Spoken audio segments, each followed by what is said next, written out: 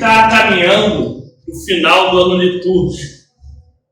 Domingo que vem é o último domingo, do ano litúrgico, domingo de Cristo Rei, que fecha toda a história da salvação, a história do mundo. Então nós já estamos aí nessa véspera. E acaba que o dia de hoje passa, muitas vezes por um tema muito polêmico, que gera muitas angústias nas pessoas e até desnecessariamente, que é o tema, a ideia de fim do mundo e coisas desse tipo. Eu sempre lembro, quando a gente vai ler o livro de Apocalipse, que ele foi escrito não para trazer medo, para assustar, mas para trazer esperança para aquela comunidade que dizia perseguida.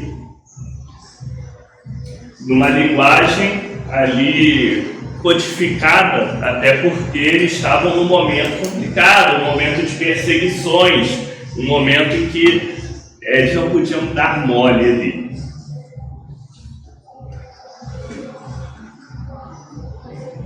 Só que, na verdade, também, quando a gente pensa, infelizmente, cinema, essas coisas todas, criou uma ideia de fim do mundo muito complicada para a gente, muito fora do que é a ideia do texto bíblico.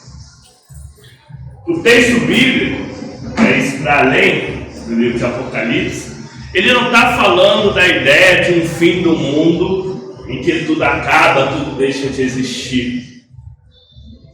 Porque, na verdade, esse não é o plano de Deus. O plano de Deus é retomar, fazer com que esse mundo retorne ao seu estado original.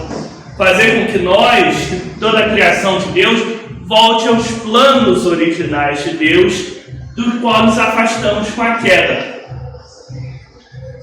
Querer que tudo seja renovado, tudo seja transformado, tudo seja feito novo. A promessa é de um novo céu e uma nova terra. Na realidade, nós poderíamos pensar que a grande promessa não é o fim do mundo, mas a transformação do mundo, a renovação de toda a criação. Porque se hoje, por conta da queda, nós temos essa separação, digamos assim, entre o que a gente costuma chamar de céu, paraíso, enfim, e a terra, o objetivo, o caminho, a promessa é quando tudo se torna uma coisa só. Que a gente não tem mais essa separação entre o que nós vemos aqui e nosso mundo, que ainda manifesta muito da beleza da criação de Deus, muito das bênçãos da criação de Deus, mas que por toda a situação da queda, por todo o afastamento, também é um mundo de contradição, um mundo com tantas bênçãos, tanta beleza, mas também com tantas situações complicadas. Ainda é um mundo com miséria, com guerra, com tantos outros problemas que a humanidade trouxe para ele. Então a ideia dessa renovação é justamente quando tudo isso que é inimigo dos planos de Deus, tudo isso que vai na contramão do que Deus nos colocou, na contramão do que Deus trouxe para nós, tudo isso sim será eliminado. Tudo isso sim um dia acaba. Essa é a grande promessa. As coisas que nós deixamos aqui, nesse mundo, aquelas coisas ruins, vão sendo deixadas para trás. Agora, se essa renovação do mundo, se esse chamado fim do mundo, né, como alguns vão chamar, vai acontecer agora? Não é assim. Ele pode nos trazer uma esperança, mas não é assim, né? A gente tem a tendência a ouvir, né, de tantas mazelas no nosso mundo, e as pessoas, inclusive citando justamente esse texto do Evangelho, vão falar assim: então estamos aí já, né, o mundo já está se acabando, porque a gente vê guerra, a gente vê tudo isso acontecendo, né? Uma nação guerreará contra outra, um reino contra o outro, terremotos em vários lugares, a fome. Só que olha só que interessante, as pessoas veem isso e já falam assim: então isso é o sinal do fim. Mas o que Jesus fala tudo isso será apenas o começo das dores de parto. Nós estamos num mundo em processo de renovação. Não é uma coisa para hoje, não é uma coisa para amanhã. É uma transformação contínua, que nós fazemos parte, porque a igreja é chamada a ser a administradora dessas bênçãos, dessa transformação no mundo.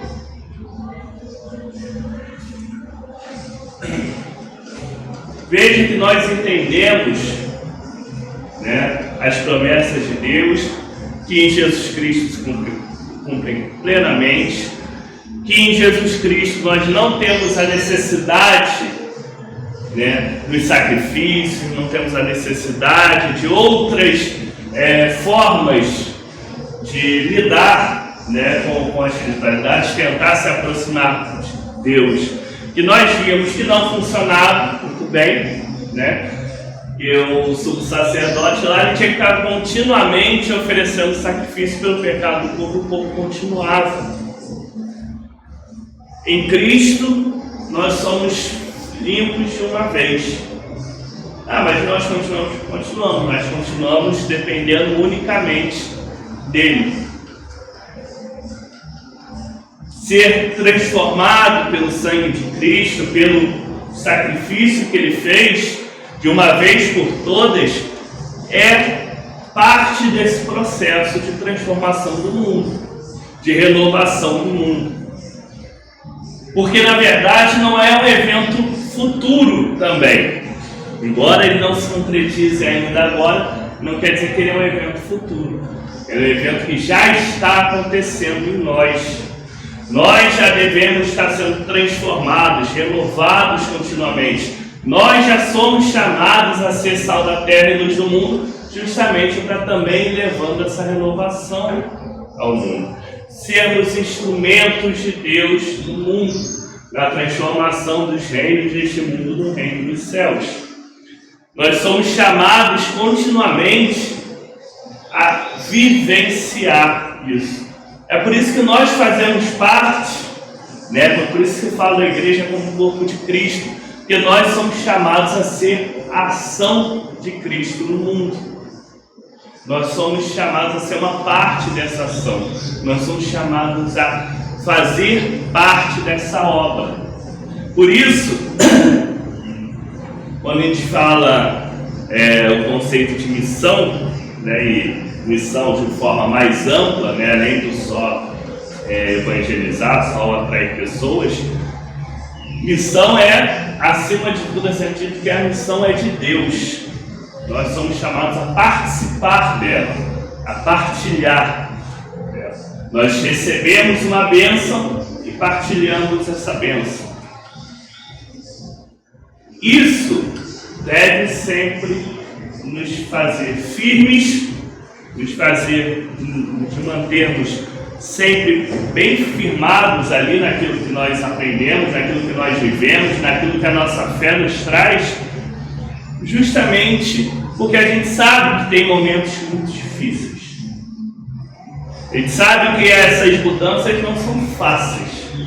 E a própria natureza, né, tinha um bispo na história da igreja, o Comênides, que ele falava da gente também, observar o livro das Escrituras, mas observar o livro da natureza também, que é a criação de Deus nos revela as ações de Deus também, a gente sabe que mudanças são dolorosas, mudanças são complicadas.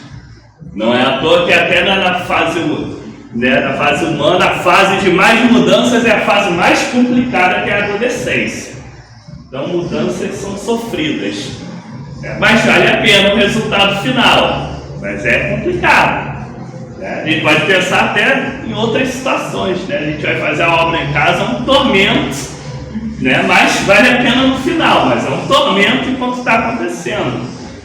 Mas o nosso mundo está numa grande obra, numa grande reforma, então um grande tormento tendo, mas que vale a pena o final, vale a pena o resultado final.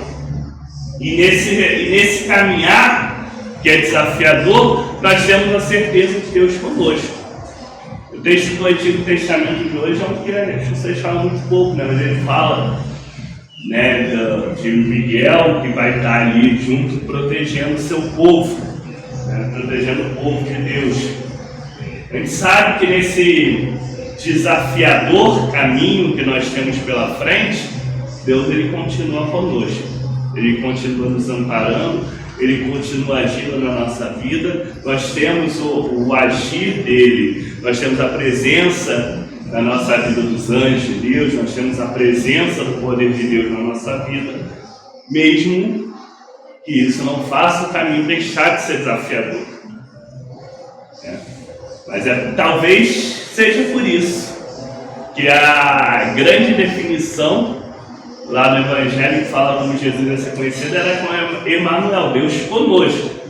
Ele não está nos tirando da situação, ele está ali conosco, caminhando junto na situação, e aí nós vamos conseguindo superar essas adversidades e vamos até chegar à consumação de tudo, que é o que no próximo domingo a gente vai celebrar, lembrando que é o dia de Cristo Rei do Universo, quando tudo realmente se concretiza de forma final. Hoje é o domingo que talvez lembre um pouco a nossa própria situação no mundo, estamos aguardando e caminhando, para esse dia da consumação. Então, que Deus possa nos fortalecer, nos firmar cada vez mais em desafio, nos dar cada vez mais a certeza da sua bênção, da sua presença em nossa vida e nos iluminar para participar cada vez mais dessa transformação do mundo que Ele começa já a fazer dentro de cada um de nós. Que Deus nos abençoe.